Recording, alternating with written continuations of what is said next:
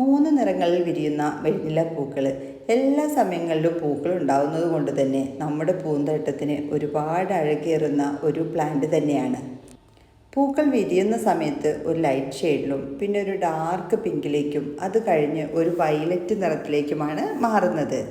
ചിലരൊക്കെ ചോദിക്കുന്ന ഒരു സംശയമാണ് മെഡ്നിലെ 2 ഡിഫറെൻറ്റ് കളേഴ്സ് ഉണ്ടോ എന്നുള്ളത്. ഒറ്റ പ്ലാന്റിൽ തന്നെയാണ് ഈ 3 നിറങ്ങളിൽ പൂക്കൾ വിരിയുന്നത്. കൂടുതൽ പരിചരണമൊന്നും വേണ്ട എന്നുണ്ടെങ്കിലും ഡയറക്റ്റ് സൺലൈറ്റ് വേണ്ടാത്തൊരു പ്ലാന്റാണിത്. നേരിട്ടുള്ള സൂര്യപ്രകാശം അടിച്ചു കഴിഞ്ഞാൽ ഇതിൻ്റെ ലീഫുകൾക്ക് ഒരു പൊള്ളലേറ്റ പോലെ ലീഫുകളിലൊക്കെ ഒരു കുത്തുകുത്ത് വരുന്നതായിട്ട് കാണാറുണ്ട്.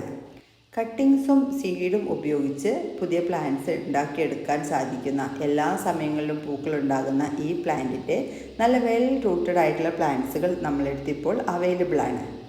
പോട്ടിലാണ് നടുന്നതെന്നുണ്ടെങ്കിൽ ഒരു 12 ഇഞ്ച് അതിന് മുകളിലേക്കുള്ള പോട്ടുകളെങ്കിലും സെലക്ട് ചെയ്യാനായിട്ട് ശ്രദ്ധിക്കണം. ഇത് പെട്ടെന്ന് തന്നെ നന്നായിട്ട് വേര് നിറയുന്ന ഒരു പ്ലാന്റാണ്. വെള്ളത്തിൻ്റെ അഭാവം കുറഞ്ഞു കഴിഞ്ഞാൽ ലീഫിന് ചെറിയൊരു വാട്ടം തോന്നിക്കാറുണ്ട്.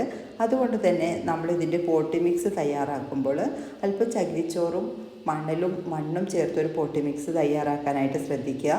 മാസത്തിൽ ഒരു തവണ DAP ഫെർട്ടിലൈസർ ഇട്ട് കൊടുക്കുന്നതും നല്ലതാണ്. ഈ ഒരു സൈസിലുള്ള പ്ലാന്റ്സിന് 70 രൂപയാണ് പ്രൈസ് വരുന്നത്. താങ്ക്